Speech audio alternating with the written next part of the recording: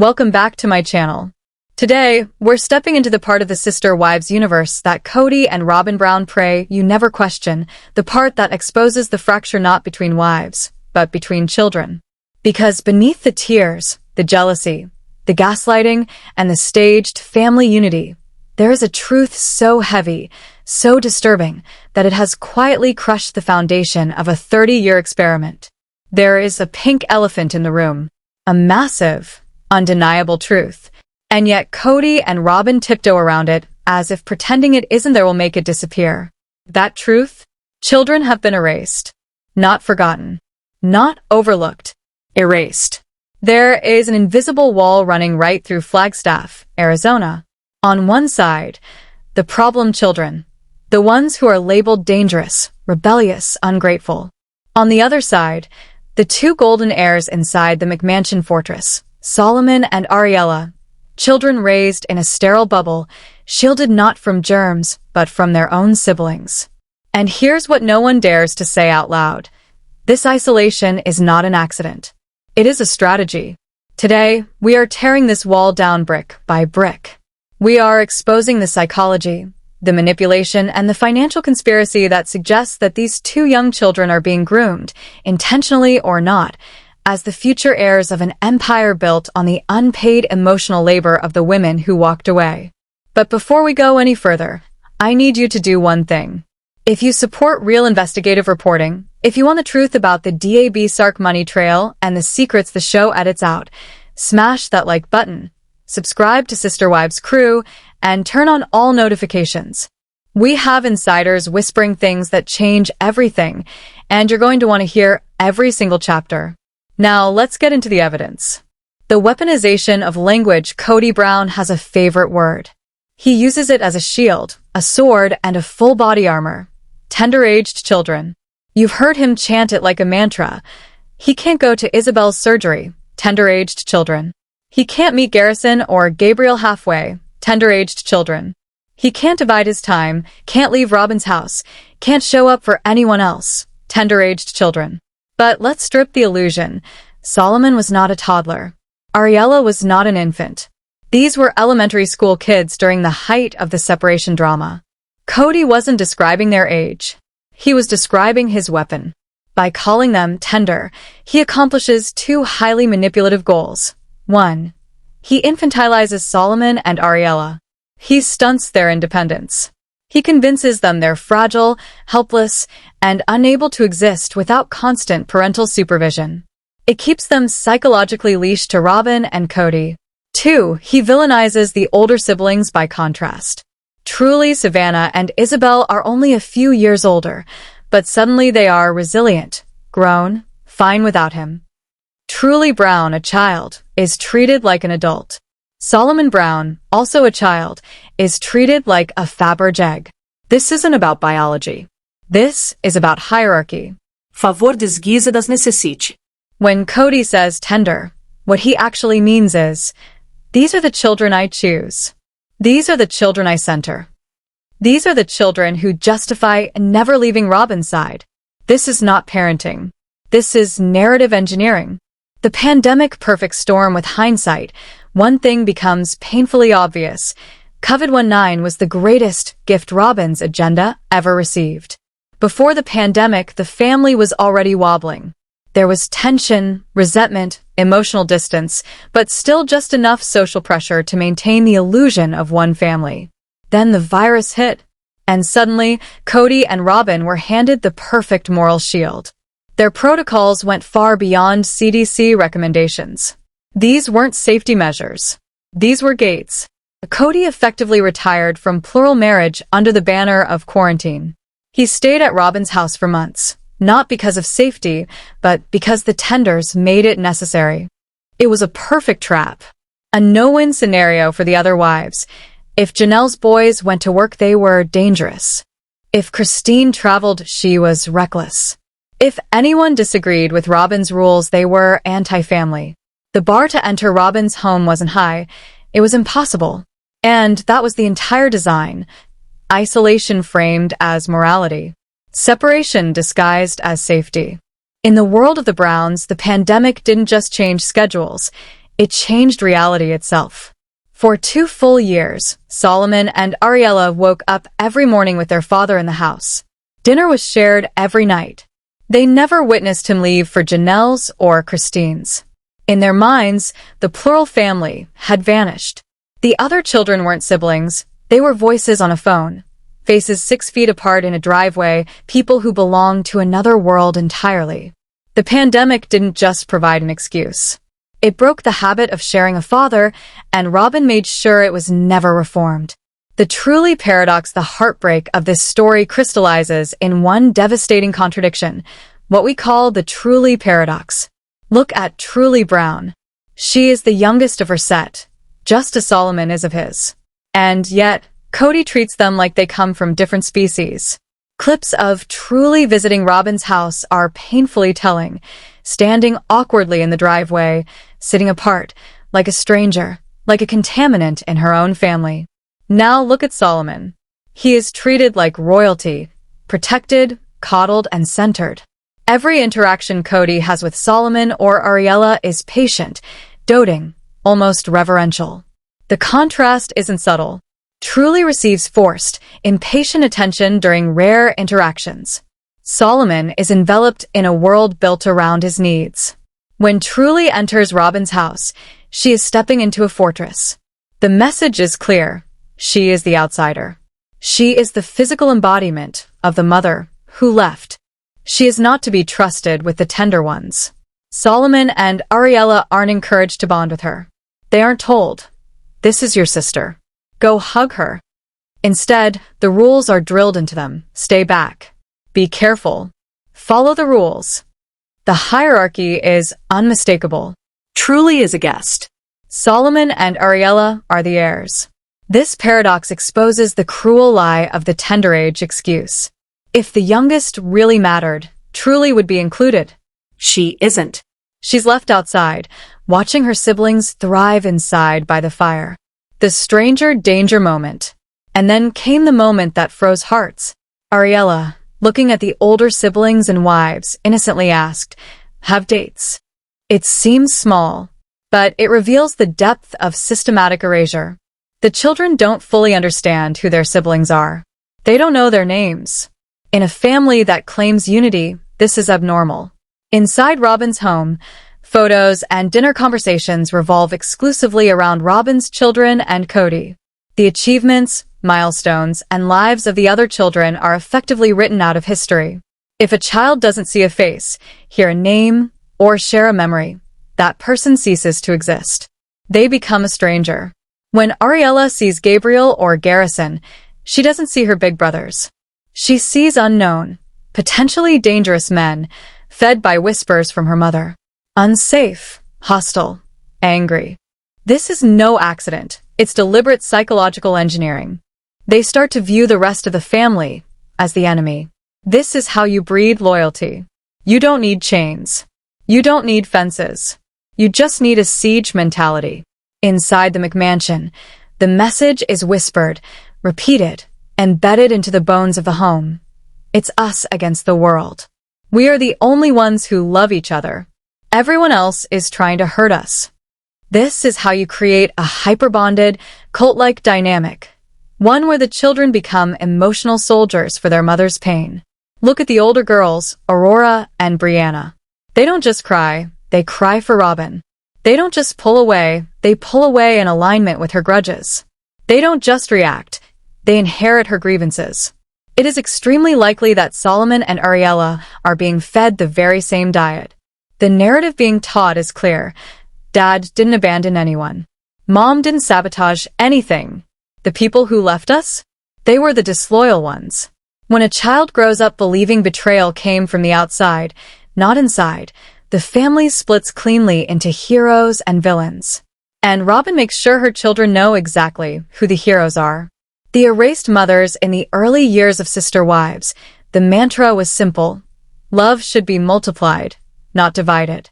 Every child called every woman mom. It wasn't a slogan, it was their doctrine.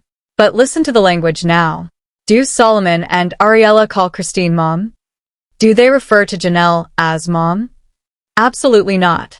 Evidence, including insider whispers, suggests they see Christine and Janelle as Dad's ex-wives, Dad's old friends at best. Distant relatives. This is not a linguistic accident. This is historical erasure. Because if Christine is just some woman Dad used to know, then her leaving doesn't matter. If Janelle is just a relative, then her children are strangers. The emotional bridge collapses. Robyn is retroactively rewriting the past. She is reshaping a plural marriage into a monogamous marriage with inconvenient footnotes. She is creating a version of history where she was always the only true wife. The other women were temporary placeholders. Their children turned out difficult because they lacked the one real mother. And in this world, Solomon and Ariella grow up seeing Robyn as the sun, moon, and stars, while Christine and Janelle become cautionary tales about women who abandoned the family. The isolation of the McMansion. Now, let's analyze the fortress itself. We know they rarely leave the house. They have a nanny, even though Robyn doesn't work. Kody is there full-time, playing patriarch of a 5-person kingdom. The world of the McMansion is tiny, a pressure cooker disguised as a home. Inside are the loyal 5. Robyn, Kody, Dayton, Aurora, Brianna. Everyone else is kept outside the gates, emotionally, physically, and psychologically. Inside that house, they watch the movies Kody approves. They hear only conversations that Kody leads. They live under the emotional climate Robyn creates. There is no Janelle providing logic. No Christine bringing laughter. No Mary offering stability. Instead, Robyn's anxious, fearful energy, Kody's angry, aggrieved energy. The children soak in this emotional weather every single day. Look at the results. Ariella's wild, uninhibited behavior, often labeled cute, but clearly a child overstimulated by emotional scarcity. Solomon's quiet, withdrawn demeanor, signs of a child accustomed to living in a controlled environment with limited outside connection. Fortresses don't just keep people out. They also trap the people inside. Part 3. The financial conspiracy. Now we reach the darkest part of the story, the part where emotional isolation meets financial motive. To understand this theory, you must connect psychological isolation, emotional loyalty, future inheritance. Only then does the math make sense. Legal reality number 1. Only Robyn is a legal wife in the eyes of the law. Christine, Janelle, and Mary were never wives. They were girlfriends, roommates, spiritual partners with no legal claim. If Kody died tomorrow, God forbid, who inherits? The McMansion, Coyote Pass, the business, LLC's personal assets, residuals, royalties, all of it goes to Robyn. And, by extension, her biological children. Unless Kody left a very specific, airtight will naming the other children, which insiders doubt, the estate funnels entirely into one nuclear unit. This is the inheritance blockade. The last man standing theory. Now, enter the psychological strategy. If Solomon and Ariella grew up, loving Logan, playing with Hunter, bonding with Aspen, idolizing Gwendolyn, laughing with Gabriel and Garrison, then they would have emotional ties. If Kody died and Robyn kept everything, Saul and Ari might grow up and say, "Mom, this isn't fair. We should share Dad's money. They are our family." But if you sever the relationships, if you raise Solomon and Ariella to believe the older siblings are dangerous, the other moms are mean, the family that left is disloyal, the separation was everyone else's fault, then the emotional obligation to share disappears. Solomon and Ari grow up believing, we were the only loyal ones. We suffered the most. We deserve everything. And that is the core of the theory. Kody and Robyn are setting up their 2 youngest children to be the last beneficiaries standing. The wealth, the property, the legacy, all concentrated into one branch of a once massive family tree, not divided among 18 children, not shared among plural wives. Just 2. They are raising heirs who will feel no guilt about cutting out the rest of the dynasty. And now, we have to talk about the Dabsark LLC connection, the financial centerpiece of this strategy. For those following the paper trail, Dabsark is the LLC created by Kody and Robyn. The name itself is a declaration. Dayton, Aurora, Brianna, Solomon, Ariella, Robyn, Kody. Notice who is missing. Everyone else. The other wives. The other 13 children. They are not part of this entity. Dabsark is more than a company. It is the financial nucleus of the family. The very name is a flag planted in the ground. This is the family that matters. The rest are history. Over the years, the evidence mounts. Money contributed by Janelle and Mary went toward the McMansion, yet that house is solely in Kody and Robyn's names. Other wives left with little, while the legal marriage hoarded the assets. It's not coincidence. It's strategy. Kody and Robyn knew the other wives were drifting. They knew the show wouldn't last forever. They had to consolidate wealth. And the best way to protect that wealth? Raise loyal heirs who feel no allegiance to the enemy. Coyote Pass. The empty legacy Coyote Pass was supposed to be a family legacy, a gathering place for generations of Browns, the one big happy house dream. But today, it sits empty, a barren monument to Kody's ego. Who will inherit it? Christine is gone. Her land trades back. Mary is out. Janelle fights for her share, but legally, she is vulnerable. The outcome is becoming clearer. Coyote Pass will likely belong entirely to Robyn's children. The big house wasn't about a plural family. It was about one man and his chosen family. We cannot place the blame solely on Robyn. Kody is the architect of his own isolation. Why does he allow his youngest children to grow up without their siblings? It comes down to obsession with loyalty. For Kody, love is conditional. Love is a reward for obedience. Solomon, Ariella, and Robyn's older kids are rewarded with his presence because they follow the rules. The older children? Punished emotionally. Denied connection. Withheld love. It's narcissistic triangulation at its finest. Look at the golden child dynamic. Sol and Ari love me. They don't criticize me. Why can't you be like them? It is a punishment, a lesson, a demonstration of power. The second chance family, a psychological theory gaining traction among insiders. The second chance family. Kody sees his first 13 children as a failed experiment. They grew up. They formed opinions. They bonded with their mothers. In his mind, he lost control. He failed. So now, Sol and Ari are the do-over. A second chance to craft the perfect family. A bubble in which his authority is never questioned. A legacy built on the ashes of the old one. Nothing illustrates this more clearly than the separate Christmases. On one side, the rental Christmas. Janelle, Christine, and the older kids crammed into a modest space. Laughter. Simplicity. Clearly outsiders. On the other side, the McMansion Christmas. Solomon and Ariella buried in gifts. Motorbikes. Expensive toys. Excess. It wasn't just a holiday.